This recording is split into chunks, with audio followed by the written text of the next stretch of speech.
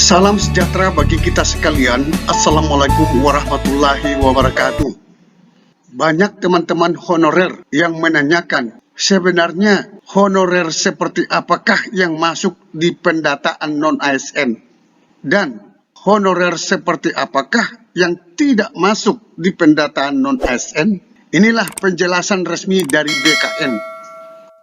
Saya kutip dari Detik Finance, membuat judul, mau dihapus, ini daftar honorer yang tak masuk pendataan non-ASN.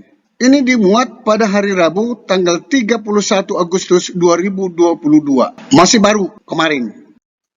Pemerintah melalui BKN dan Kemenpan RB masih melakukan pendataan tenaga non-ASN.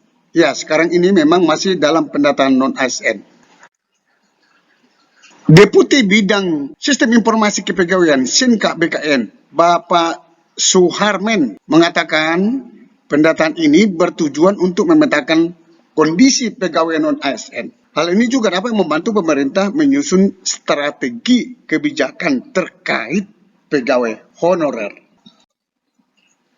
Bapak Suharmen menjelaskan hanya ada 2 kelompok yang masuk dalam pendataan non-ASN. Adapun 2 kelompok tersebut adalah tenaga honorer kategori 2, THK 2 yang terdaftar di BKN, serta pegawai non-ASN yang bekerja pada instansi pemerintah. Jadi menurut Bapak Suharmen dari BKN, hanya 2 inilah yang bisa masuk dalam pendataan non-ASN BKN sekarang ini. Badan Layanan Umum BLD dan pegawai dengan masa kerja kurang dari 1 tahun juga termasuk kelompok yang tidak tercatat. Artinya tidak masuk di dalam pendataan non-ASN tersebut. Bagi kelompok yang terdaftar, Bapak Suharmen juga menjelaskan yang sudah terdaftar ini tidak langsung menjadi ASN. Sebab ada proses panjang yang harus dilakukan untuk menjadi ASN. Memang salah satu tujuannya adalah untuk ASN, tetapi tentu ada formulasi kebijakan untuk menjadi ASN.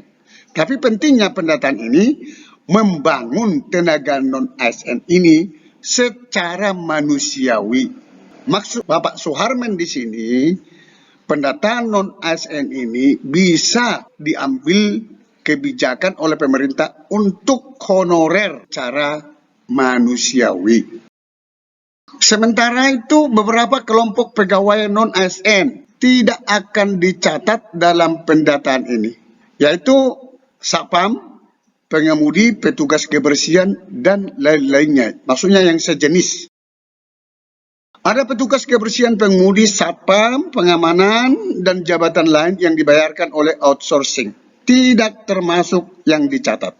Artinya, yang dibayar oleh outsourcing itu tidak akan masuk di pendataan pegawai non-ASN. Pegawai yang surat kontraknya di atas kontrak 2021 ini juga tidak termasuk. Mereka ini dicatatkan.